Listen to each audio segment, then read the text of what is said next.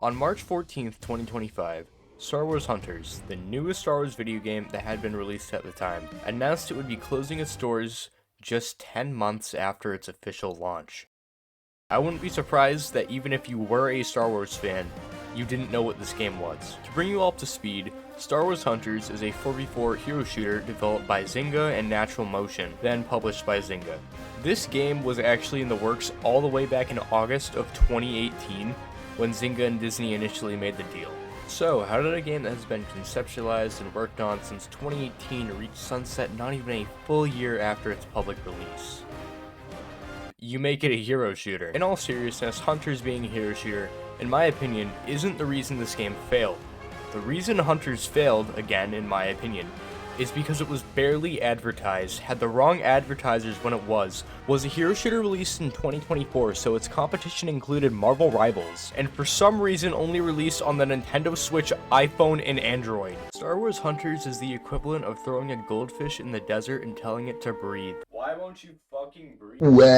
For all of you that listen to the Memes Throughout the Ages podcast, the podcast that I'm on, you'll probably recall that I would bring up this game pretty often. Not in a negative light either, I actually really love this game. Which made it hurt all the more when the game I've been playing from its near official launch is being entirely shut down because of horrible decisions made by the people that made it. I have almost 200 hours logged in Hunters on my Switch, and honestly, it'd be past 200 right now if it wasn't shutting down. So, because I love this game so much, and to have an excuse to play it more to gather footage, I decided to make a video on Star Wars Hunters, everything that I liked about it, and looking into its unfortunate issues leading to an early shutdown. Star Wars Hunters' history begins way before its official launch. Trailers for it began all the way back in 2021, with the one posted by Nintendo of America saying something about the game releasing in 2022, which, as we all know, didn't fucking happen. It showed off designs for basically all the characters the game would release with in 2024, and the trailer was honestly really well animated. You've been watching footage of it as I've talked, actually. Some people were excited, some people had mixed feelings, some people said it looked like Fortnite for some reason. Oh shit, what is this, another Fortnite clone? After the trailer was released, it was basically radio silence. Until super late into 2021 when people in some parts of the world, specifically India, the Philippines, Malaysia, Taiwan, New Zealand, Australia, and Indonesia, were able to play the soft launch version on Android devices. Some characters had abilities or stats that would get changed after the official 2024 release, like Zaina, a support hunter who had an ability where she throws a bomb that got completely removed when the global release dropped. Star Wars Hunters was practically being delayed ever since it was first shown off in 2021. The string of delays begins here. After Hunters was shown off on the February 17th, 2021 Nintendo Direct, Zynga said they wanted the game to be released by the end of 2021. This did not happen. After the first look at Hunters' gameplay was shown off in September of the same year, the soft launch that I've already talked about happened. But by the end of 2021, there was no full game release. Okay, well maybe there were a few setbacks, right? Maybe it'll release in the first few months of 2022. It took Take-Two Interactive, which is Zynga's parent company, 7 months into 2022 to announce that the game would be delayed until 2023. Okay, well maybe they're just trying to make the game the absolute best it can be. No big deal. At least they said it's releasing next year and wasn't delayed again. It took Take-Two 11 months into 2023 to announce that the game would be delayed to 2024. It took not one, not two, but 3 whole years to release this Disney-backed Star Wars mobile game. Okay, it wasn't just a mobile game, but it sounds funnier that way, so just run with it. Finally, after 3 years of delay and 7 years of this being conceptualized and made into a playable thing, the game officially released on May 14th, 2024. Now it's 2025 and the game's already fucking sunsetting. You know what you did. Yeah, you heard me right. Only 10 months into the game's full release and it's already being taken out back and shot. But enough moaning and groaning about the game shutting down. Unless some rich guy dumps a ton of money into this game, which I'm not even sure if you can do anymore, then this game is still being shut down in October. So now that I've gotten all the delays in history out of the way, I want to start talking about why I liked this game so much. First off, the characters. Sure, all the characters in this game are glub shittos, but I liked them a lot. Let me go over my favorites briefly. There was Zaina, a rebel veteran with robotic legs and a cool dodge roll. Reeve, a force-sensitive girl pretending to be a Sith who had some of the best movement tech in the game. Nox as a Brock archer with a jetpack and this cool poison arrow ability. And Chaos, a KX series security droid dual-wielding shields with a blaster on her back and the ability to uppercut people who got too close. These 4 characters were the ones I played most of my games as during the 200 or so hours I have in Hunters, and I absolutely loved it. I liked how hard to hit Zaina was, how fast and how much damage Reeve could do, how satisfying headshots were to hit with Nox, and how unstoppable Chaos felt at times.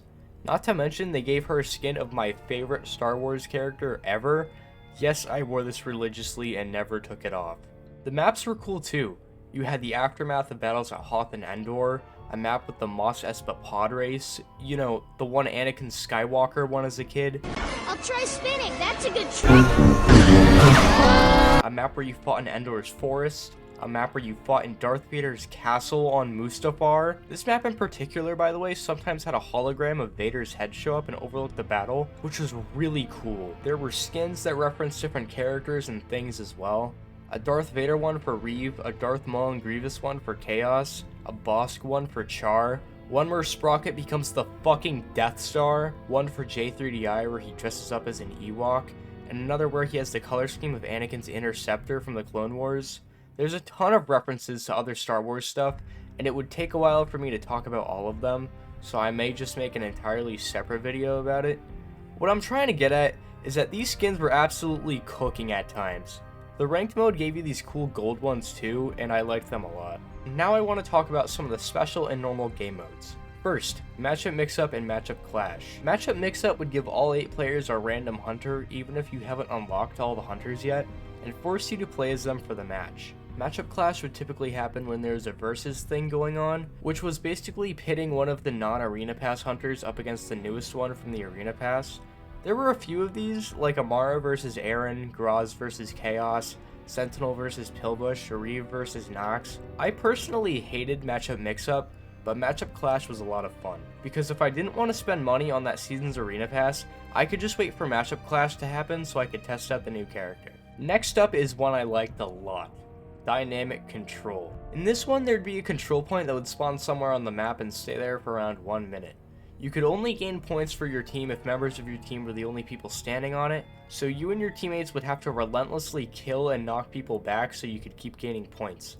I liked this one a lot because Chaos was the character I used most often, and like I said earlier, she could just uppercut people, so I'd use that to knock people off cliffs and stuff. It was such a fun game mode. If the dynamic control point spawned near a ledge, you could use a character like Char or Graz to force people to fall off it as well.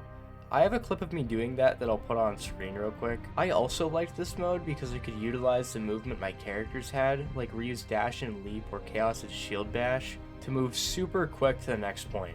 There's this one clip I have that I'll play right here, where within the first 15 seconds of the game, I speed over to a point and knock someone off a cliff.